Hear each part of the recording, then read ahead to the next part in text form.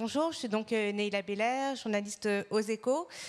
Aujourd'hui, on va parler donc des nouveaux indicateurs ESG pour le conseil financier. À ma droite, Claire Douchy, bonjour. Vous êtes donc responsable des engagements sociétaux et des projets responsables pour Société Générale Private Banking. Et Capucine, vous êtes là, Capucine Cuisinberge, directrice de la finance durable chez Greenly. Il y a eu un petit changement dans le programme. Avant peut-être de commencer à parler des sujets qui nous intéressent, Claire, est-ce que vous pouvez commencer par nous présenter le périmètre de votre activité à la Société Générale ? Merci. Alors effectivement, nous sommes à la Société Générale Banque Privée en France, donc je vais parler de ce périmètre. C'est 70 000 clients, donc c'est que 70 000 clients, et effectivement, ce sont les personnes les plus fortunées. Alors on a la chance en la banque privée de faire du digital, mais beaucoup de physique, et de prendre le temps de leur parler. Sur la finance durable, on va dire que c'est à peu près 48 à 50% de taux de pénétration dans les produits qu'on distribue. Donc c'est un très fort changement depuis quelques années. Quand on interroge nos clients, on l'a fait de façon assez massive sur la dernière année, sur leur intérêt pour investir en finance durable. Ils nous répondent à peu près entre 80 et 90% qui sont intéressés. Le taux, j'ai été moi-même très surprise par ce taux. Je pensais qu'on serait plutôt sur les niveaux de 70. Et quand on les interroge sur les thématiques, ils sont aussi en très fort intérêt sur l'environnement. Voilà, ça c'est un peu l'état des lieux pour le moment sur notre activité. Juste pour savoir, parce que c'est vrai que c'est un sujet qui a été évoqué ce matin dans une étude Capgemini, ils sont intéressés, mais à quel prix, en quelque sorte ? Alors c'est effectivement tout l'enjeu de nos banquiers et tout l'enjeu de notre accompagnement, et c'est pour ça que je reprécise, on a la chance de leur parler et de prendre le temps de leur parler. Donc on leur explique qu'effectivement, il y a plusieurs façons de faire de l'investissement responsable, de l'investissement d'engagement, et qu'il y a parfois un compromis financier parce qu'on a vraiment envie d'avoir de l'impact, jusqu'à même d'ailleurs la philanthropie, si on veut vraiment avoir de l'impact, sans contrepartie financière, ou bien faire un ISR plus généraliste, plus global, peut-être un peu moins impactant, et celui-là, il n'a pas de compromis financier. Merci. Capucine, vous représentez donc Greenly, un acteur beaucoup plus récent sur le marché de la banque et de la finance, en l'occurrence. Est-ce que vous pouvez tout d'abord commencer par présenter les activités de Greenly, qui en plus a quand même change progressivement de paradigme depuis sa création ? Oui, tout à fait. Donc, je travaille chez Greenly. Greenly, c'est une entreprise qui a mis au point un logiciel de calcul et de réduction de l'empreinte carbone de toutes les entreprises en France. Donc, au début, notre cœur cible a été les PME. Et petit à petit, en faisant le bilan carbone de tellement de PME, en les engageant dans des stratégies bas carbone, on en est venu au fonds d'investissement, au début en private equity. Voilà. Et puis, je dirais que depuis 2 mois, on a énormément de nouvelles demandes de l'asset management ou alors de services particuliers dans certaines banques. Donc, on va dire une multiplicité des acteurs financiers au-delà du private equity. Mais Greenly, on a, comme vous l'avez évoqué, fait un pivot. On existe depuis 3 ans. Au début, on était une solution de mesure carbone, une application citoyenne. Donc pour les citoyens, on va dire, on a commencé pour la prise de conscience globale, mondiale, de chaque individu, de chaque personne qui on s'interfaçait avec ses comptes financiers. Donc on mettait des poids carbone sur chaque dépense et il avait comme ça un mapping de son empreinte carbone au mois quand vous utilisez Vélib, SNCF, etc. Ça vous donnait ce résultat. Et la raison de notre pivot, ça a été que, en réalité, c'était bien pour la prise de conscience, mais maintenant, il faut mesurer et réduire ces émissions. Et seules les entreprises du CAC 40 pouvaient s'offrir les grands cabinets de conseil type Carbon 4, etc., pour se décarboner. Et donc, il n'y avait pas d'outils adaptés aux PME en termes de coûts, facilité de déploiement aussi, parce qu'ils n'ont pas souvent des gens en RSE, pas souvent de bande passante, etc. Merci. Claire, est-ce que vous pouvez faire un état des lieux sur les offres qui existent aujourd'hui et puis peut-être aussi nous expliquer au sein de la Société Générale la genèse de ces questions ISR, durabilité des investissements, enfin voilà, faire un petit retour en arrière et un état des lieux aujourd'hui. Alors, je vais essayer de faire rapidement cet état des lieux et ce retour en arrière. Oui, on n'est pas les c'est connu, on n'est pas les pionniers en matière d'investissement responsable. Il y a des acteurs, des asset managers qui ont commencé bien avant nous. On a commencé il y a à peu près 6 ans à vraiment s'occuper de ces questions-là, notamment dans notre filiale d'asset management. Et en réalité, on a eu une accélération très forte, puisque maintenant, il y a 90% des fonds de l'asset management qui sont labellisés ISR et 70% des encours. Et la société de gestion a sorti le premier mandat de gestion labellisé ISR en France. Vous voyez que ça a été quand même un shift important. À côté de l'asset management, en fait, on a énormément de produits en banque privée. On a du private equity, on a de l'assurance, on peut avoir aussi de l'immobilier. Tous ces, et c'est un peu mon rôle, c'est tous ces segments d'offres ont embarqué de plus en plus des sujets de durabilité là où ils sont. L'immobilier, on va regarder comment ils font la durabilité, qu'est-ce qu'on peut proposer aux clients. Et donc, c'est quelque chose qui s'accélère. Sur le private equity, moi, je suis très fière de pouvoir dire aussi qu'on a des solutions de fonds de private equity qui ont effectivement des sujets carbone.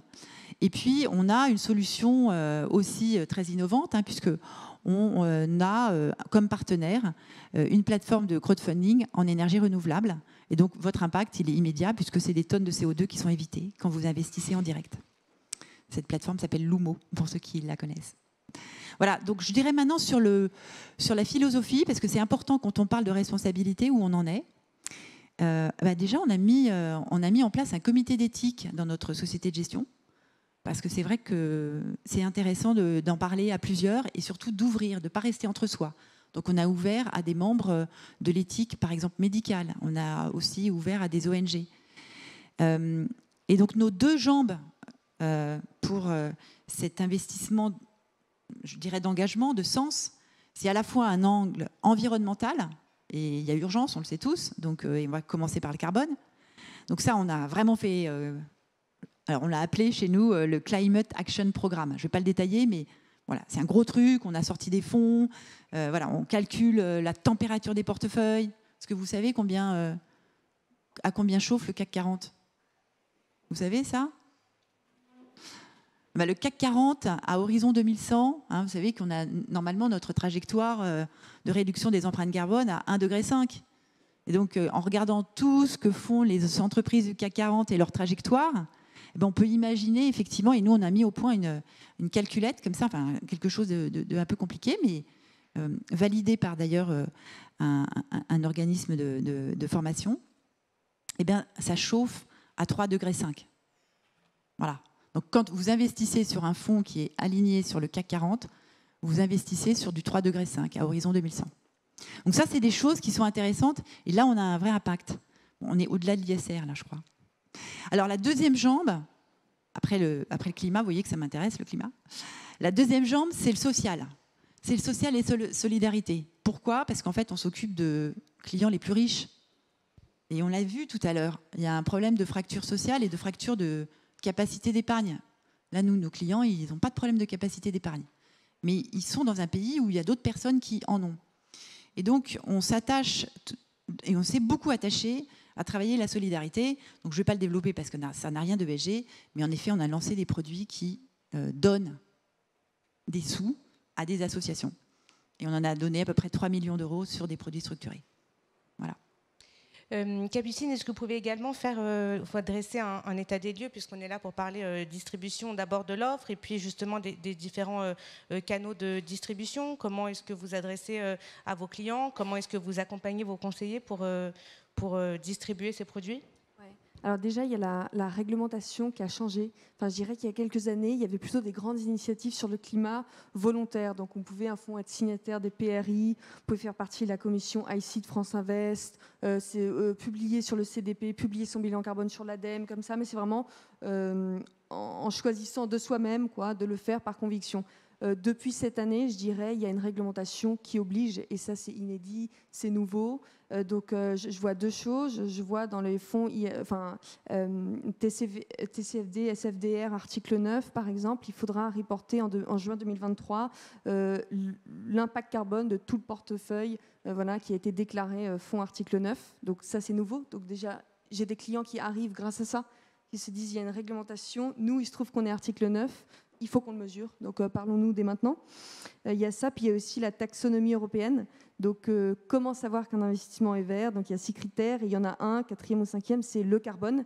Et c'est un seuil de carbone à ne pas dépasser. Donc, même pour les entreprises dans l'acier, etc. Donc, nous, Greenly, on calcule, du coup, un taux de CO2 et on voit s'il est au-dessus ou en dessous de ce seuil fixé par l'Europe. Donc, je dirais que ça a changé. Avant, on venait chez nous par conviction, parce que dans le fonds ou dans la banque, il y avait quelqu'un en charge de l'ESG qui voulait pousser en interne, qui avait du mal à négocier un budget, etc. Et qui se disait c'est fondamental, mais j'arrive pas à le défendre, quoi. Et maintenant, il y a une obligation. Et je vois aussi les personnes à qui je parle. Il y a un an, je parlais beaucoup à des stagiaires, responsables ESG ou responsables communication des institutions bancaires. Et maintenant, on a des partenaires en charge de l'investissement. Puisque dans les fonds article 9 aussi, il y a une possibilité d'investir dans des boîtes, vous l'aviez évoqué, qui aussi évitent des émissions, toutes les boîtes en énergie durable, etc. Donc, dans ce cas-là, c'est eux qui choisissent d'investir. Donc, mes interlocuteurs également ont changé, quoi. Vous êtes d'accord sur on en a parlé d'ailleurs dans l'entretien préalable sur la réglementation qui évolue, en quoi ça, effectivement, ce que disait Capucine, les gens viennent plus par conviction mais par obligation. Chez vous, comment ça va justement aussi influencer vos produits, vos offres et vos produits? Alors effectivement, cette réglementation, elle touche ce dont parlait Capucine, c'est-à-dire les gens qui doivent calculer leur empreinte et après les produits financiers qui sont produits. Donc un gérant, article 9, effectivement, il va avoir des trucs à expliquer et une réglementation et des mesures.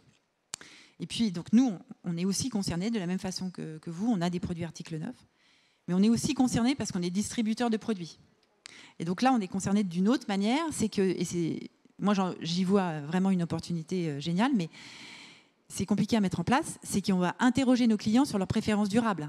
Bon, alors si on les interrogeait juste comme ça, comme on l'a fait nous cette année, très bien. Mais en fait, c'est aussi après derrière pour leur distribuer ou pas leur distribuer des produits qui ne seraient pas en ligne avec leurs préférences durables. Donc il y a tout un volet en fait d'utilisation, de gouvernance produit, hein, de la même façon qu'on avait MiFID. On a ce MiFID ESG qui arrive. Je voulais vous poser à toutes les deux une question autour du greenwashing. Évidemment, c'est un sujet qui est très, très important autour de la finance durable. Et puis, on voit bien ce qui se passe aux États-Unis. Ça y est, quand même, les autorités commencent à épingler certaines entreprises, ou en tout cas à fouiller, à creuser. Comment est-ce que vous communiquez en interne, auprès de vos conseillers? Comment vous communiquez auprès de vos clients? Comment est-ce qu'on fait pour gagner la confiance de ces interlocuteurs? Commence. Alors effectivement, c'est un sujet qui arrive et heureusement. J'aurais tendance à dire heureusement. Et la finance durable de l'Europe, elle va aussi nous aider à vraiment travailler sur la transparence. Donc comment on fait, nous, pour éviter ce risque qui existe, et dont il faut être conscient? Déjà, on fait attention à ce qu'on communique à l'extérieur. Et donc on a plutôt tendance à sous-communiquer qu'à sur-communiquer. Puis c'est un peu le propre d'une banque privée, on ne communique pas énormément. Voilà. La deuxième chose, c'est qu'on fait d'abord et on parle ensuite. C'est-à-dire qu'on met en place les choses et ensuite, éventuellement, on en parle. La troisième chose, et c'est l'enjeu notamment des gens qui sont en train de bouger, c'est de poser les bons mots, de parler du bon vocabulaire, de ne pas survendre un truc. Je veux dire, un fonds ISR, il n'a jamais changé le monde. On est d'accord, hein. Ça ne change pas le monde, un fonds ISR. Ce n'est pas lui qui change le monde. Donc, voilà, utiliser les bons mots, les mettre au bon endroit et pas survendre. Voilà. Et donc, pour lutter contre ça, donc c'est de la discipline, je dirais, de la retenue, et puis évidemment, c'est de la transparence. Ça, c'est évident. Donc, c'est dans les produits, travailler sur le calcul, comme le dit Capucine. Ouais, greenwashing, super intéressant. Moi, je dirais aussi c'est intéressant de comprendre pourquoi ça a eu lieu. La première chose, nous, on trouve, c'est qu'en effet, avant, on pouvait déclarer avant d'agir. Donc, je rebondis sur ce que vous venez de dire, qui est très intéressant, sur l'éthique de toute façon de la banque privée.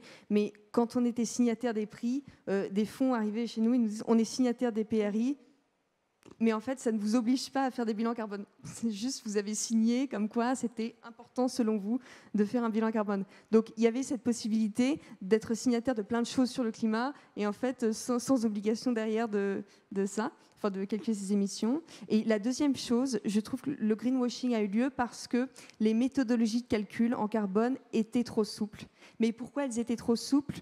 Pour au début, onboarder le plus de monde possible dans la démarche, parce que si on est trop drastique dès le début, il y a plein d'entreprises qui disent bah, « nous, on peut pas, on n'a pas des données sur nos achats, etc. Donc, ça va être trop compliqué, donc on abandonne. » Donc, nous, on travaille avec les méthodologies de l'ADEME. Donc, d'ailleurs, un bilan carbone, c'est en fait une pondération de chaque dépense par un coefficient carbone. Donc, l'ADEME, pour vous donner un exemple, va dire 1 000 € dépensés en service cloud. Donc, on fait des grandes moyennes, surtout le jour où on est fort, c'est le jour où on arrive à dire 1 000 € dépensés chez AWS, ce fournisseur précis. Quand on raisonne que sur des moyennes sur tous les postes, c'est hyper compliqué d'arriver à quelque chose de tangible, mais c'était pour lancer la démarche. Donc c'est pour ça que le greenwashing, je pense, a pu avoir lieu. Maintenant que l'ADEME se renforce là-dessus, ça va être beaucoup plus difficile de faire du greenwashing. Et pour répondre, comment on a fait pour nos clients ? Alors nous, on a carrément intégrer la communication chez Greenly. Donc on fait des bilans carbone pour les acteurs financiers et en fait on a 3 personnes en charge de la communication qui connaissent toutes les règles, qui savent quoi dire, quoi faire pour écrire des dépêches, des articles sur les réseaux sociaux. Donc l'exemple le plus parlant en ce moment, ça a été de dire on ne dit plus des projets de compensation. Quand on investit dans les forêts, on dit projet de contribution à un puits de carbone. Donc si vous dites demain compensation sur LinkedIn, c'est clash assuré. Donc ça, les entreprises ne le savaient pas. Donc c'est pour ça, elles sont super rassurées par ce service de communication. Et voilà, l'ADEME a publié un avis défavorable en insistant sur le fait de ne pas trop communiquer. Il faut d'abord mesurer et réduire et non pas tout de suite compenser. Tout ça, on le sait, nous. C'est tout le sujet de justement aussi les vocabulaires. Qu'est-ce qu'on met exactement derrière ? C'est intéressant aussi aussi, et nous, on a cette chance d'accompagner les clients et de faire beaucoup de pédagogie. Mais par exemple, quand on dit qu'on fait un bilan carbone, déjà, un bilan carbone, c'est un peu différent d'une empreinte carbone. Puis en fait, c'est aussi différent d'une trajectoire carbone. Tout ça, c'est différent. Vous pouvez avoir envie d'investir sur un fonds qui va montrer une empreinte carbone assez faible, mais en réalité, peut-être que sa trajectoire carbone, elle n'est pas très bonne, parce que les entreprises, elles n'ont pas forcément publié tout ce qu'elles vont faire pour arriver, par exemple, à du net zéro en 2050. Ou bien vous allez, à l'inverse, vouloir contribuer à l'amélioration, à la transition. Et donc, vous allez peut-être investir sur un portefeuille qui, lui, a une trajectoire 1,5 degré, on va dire. Mais dedans, au jour J, quand je fais l'empreinte carbone, je suis peut-être sur un portefeuille qui est assez carboné. Parce que justement, j'accompagne des entreprises carbonées qui vont fortement réduire. Donc, c'est là aussi, de quoi parle-t-on ? On exclut ou on aide à transiter. Donc, là aussi, les bons mots au bon moment, avec la bonne pédagogie de nos clients, pédagogie de nos banquiers. Justement, sur cette histoire de vocabulaire et de faire attention aux mots qu'on utilise, on voit aussi la multiplication des acronymes. Est-ce que justement tout ça, finalement, ça ne participe pas à brouiller le message? Et peut-être que ça revient aussi à la question de la réglementation. Est-ce qu'il ne faut pas une harmonisation, des labels plus clairs, un vocabulaire plus clair? Est-ce que finalement, on ne brouille pas le message en voulant en faire toujours plus? Et en même temps, c'est technique et c'est ingénierial, le bilan carbone. Donc il faut une appétence, une ouverture d'esprit pour accepter de rentrer dedans. Oui, il faudrait normaliser, mais si on l'explique une fois, la différence entre bilan carbone et bilan gaz à effet de serre, il faut qu'il y ait derrière une appétence pour comprendre, quoi. Et en ce moment, les sujets scientifiques, techniques, etc., les ingénieurs y vont de bon gré, mais les autres se sentent tout de suite exclus. C'est nécessaire ce que vous dites et en même temps il faudrait démocratiser, que les gens n'aient pas peur, quoi. Donc nous on a fait une appli ludique, elle est téléchargée depuis l'Apple Store, au moins c'est ludique, c'est sympa, et donc on apprivoise ce sujet scientifique d'émissions physiques, quantitatives, de CO2, qu'est-ce que le CO2, enfin voilà, et ensuite on peut ne plus avoir peur et en parler dans son entreprise. Alors je suis complètement d'accord, c'est vrai qu'il faut embarquer tout le monde est citoyen. Et alors, nous, ce qu'on a fait chez Société Générale Banque Privée, je ne sais pas si vous connaissez la fresque du climat. Et donc, moi, je suis animatrice, par exemple, de la fresque du climat. Et donc, on développe la fresque du climat dans les équipes. pour que tout le monde s'embarque, mais tout le monde, hein, que ce soit une assistante, un banquier, un expert gérant ou le boss d'ailleurs. Peut-être une dernière question, Capucine, en ce qui vous concerne sur l'actualité de Greenleaf. Vous avez récemment fait une levée de fonds. Quelle est la priorité des priorités, justement, avec cette nouvelle enveloppe ? Oui, donc on a levé 22 millions d'euros. La priorité, c'est développer l'entreprise à l'international et en France, la verticaliser, c'est-à-dire gagner en précision. Alors à l'international, parce qu'on a eu déjà beaucoup de clients qui sont venus, donc on l'a fait à distance, donc pas mal de clients aux États-Unis, donc des fonds d'investissement aussi américains. Le sujet est très nouveau pour eux, donc ça commence, donc il faut y aller maintenant, en fait, il faut y aller les premiers. Donc on y va pour ça. Et aussi, cet argent va servir à nous spécialiser. En fait, le bilan carbone, on est excellent quand on travaille par un type d'industrie. Donc un bilan carbone en industrie lourde, ou pour un cabinet d'avocats, ou pour une entreprise textile, ce n'est pas les mêmes coefficients, les mêmes recherches, les mêmes acteurs, etc. Donc ça va nous permettre d'engager énormément de gens spécialistes du sujet. Quand il y a un ingénieur Greenleaf spécialiste du textile qui parle à une entreprise textile, à ce moment-là, la voie de décarbonation est hyper professionnelle et travaillée. Merci beaucoup à toutes les deux.